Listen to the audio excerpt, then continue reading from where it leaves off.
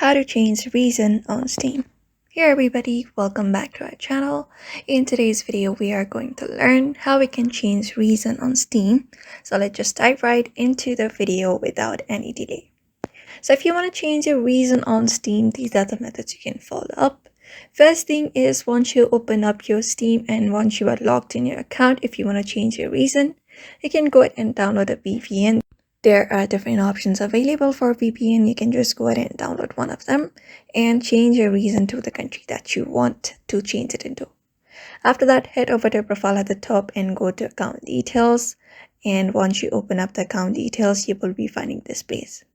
Under this section, you should be finding this option called country. So if you change your VPN, you will be finding your country changing. Otherwise, you can go to update store and contact the Steam support.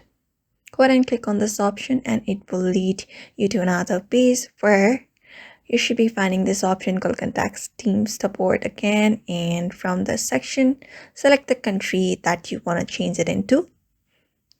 Just go ahead and select it. After that, specify your reason why you want to change and convince them. After that, send them the file, and once that is done, your reason on Steam should be changed by Steam itself.